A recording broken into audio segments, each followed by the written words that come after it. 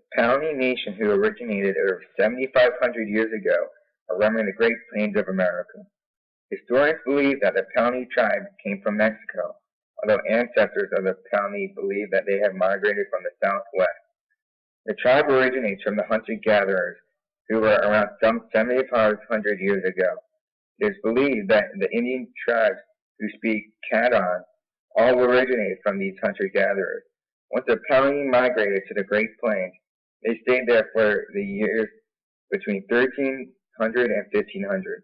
The name Pawnee comes from the Sioux word tariki, meaning a horn. Hundreds of years ago, the Pawnee were split into 4 different sub-tribes. Those tribes are the Chowee, or Grand Pawnee, the Kitkahaki, or the Republican Pawnee, the Pitahawarata, or Cabbage Pawnee, and the Skeety, meaning Wolf Pawnee. Throughout their history, the Pawnee were always known as a peaceful farming tribe. The Pawnee were not to be messed with, though, because they could defend the tribe if needed. The Pawnee's enemy were the Cheyenne tribe. The tribe not only relied on all the crops that they grew, but they were greatly dependent upon the roaming buffalo, following them wherever they went. The tribe prayed before they went out on a hunt, hoping to increase their chances of success. The Pawnee's religion was based off of the sun and the stars. They believed that every single star in the night sky was a different god, although the Pawnee's main deity was Tariawa, their creator. They believed that the positioning of the stars would determine their harvesting season. In the spring, when they planted all their seeds, they would perform many different religious ceremonies. Up until the 1800s, they would offer up a human sacrifice to the heavens. In the fall, they would offer up some of their crops and corn, thanking the gods for a good harvest. The Pawnee believed that there was an afterlife, and their souls would follow the Milky Way up to heaven. The Pawnee's language, Khadan, was spoken by many Great Plains nations, including the Wichita, Caddo, and Arikara. The tribe was very good at using sign language to communicate with other tribes that did not speak Khadan. The tribes were broken into different communities with their own chieftains. Chiefs would come together and communicate their community's needs, forming a tribal council. Currently, the tribe relies on a business council or the Nasharo. After the council was over, the chieftains would come home to their families. In their families, the oldest woman was considered to be the most important member in the family. The other women in the family cared for the kids and made food, harvested crops such as corn, beans, pumpkin, squash, watermelon, sunflowers, and tobacco, while the men held social positions, made weapons, and used those weapons to hunt buffalo, raccoon, skunk, and quail. The men could have more than one wife, and the women could have more than one husband. Regardless, all of the mother's kids were considered to be brothers and sisters no matter who their fathers were. The families lived in earth lodges. An earth lodge was a hut or shack that was constructed from willow as a structure and mounted the dirt surrounding and supporting it. Generally, earth lodges, if properly maintained, could last for 3 to 6 years. When the men were out hunting buffalo, they housed in teepees. Each teepee had 11 poles supporting it and was draped with deer hide, and each teepee held up to 18 Indians. Their homes did not provide much warmth, so they wore heavy clothes primarily made up of buckskin. They wore moccasins on their feet that were made from otter skin. The Pawnee were very festive and loved standing out. They decorated their skirts, shirts, and robes with moons and stars mainly. The women wore leather dresses all year long and leggings during the cold months of winter. The men wore loose-fitting shirts and also wore leggings too. They also wore 2 different types of belts. One held up the clothes, while the other one carried necessities such as tomahawks, knives, tobacco, and a pipe. The Pawnee loved decorating their tools, homes, and clothing. They often dyed porcupine quills, which were their favorite material. They also used colored beads and paint. When it came time for change, the Pawnee were quite willing.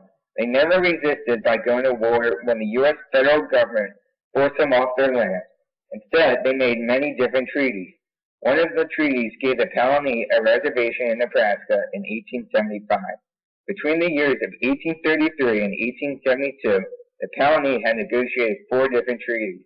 Before those 4, the Treaty of St. Louis was negotiated between William Clark and Augusta Chateau. In St. Louis, on June 18, 1818. This treaty granted peace with the U.S. and officially recognized them as allies. Since the Pawnee and the U.S. were now allies, some Pawnee Indians were used as scouts in the U.S. Army under the command of Frank and Luther North. The scouts helped protect railroad workers from other Native American tribes whose land that they would be entering. Such friendships with the U.S. angered the Sioux Nation to the extent that they launched a surprise attack and killed 150 Pawnee Indians. With the movement of some unfamiliar territory, the Pawnee's numbers dropped drastically. It is estimated that in the 1800s there were close to 10 to 20,000 Indians, but by 1906 there were only 600 to 700 Indians. These number drops were thought to have been caused by intertribal warfare, disease, and hunger.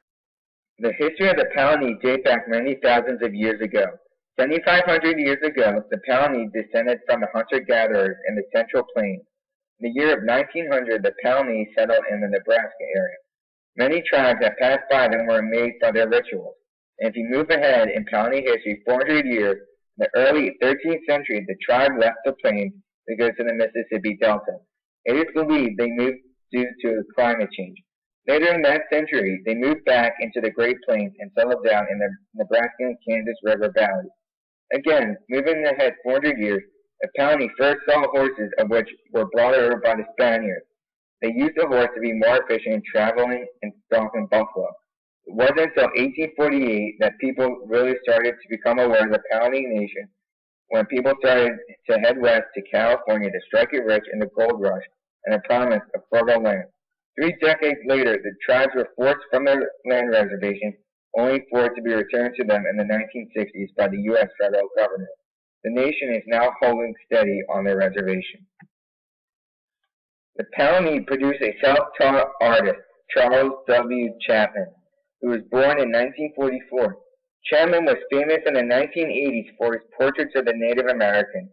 Besides being a famous artist, Charles Chapman also was a horse rider, rodeo rider, and a construction worker too. Another important person that the Pawnee produced was John E. Ecohawk.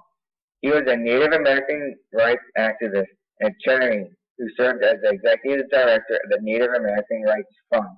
He helped to protect all the Native American tribes' ways of life. The Pawnee are faced with many problems that all of society is dealing with today. They are struggling with drugs and alcoholism, poverty, hunger, and child neglect. They develop solutions to all these problems by setting up health programs, substance abuse programs, community service programs, child welfare, and feeding the elderly. Still, to this day, the Pawnee are surviving, even though they are small.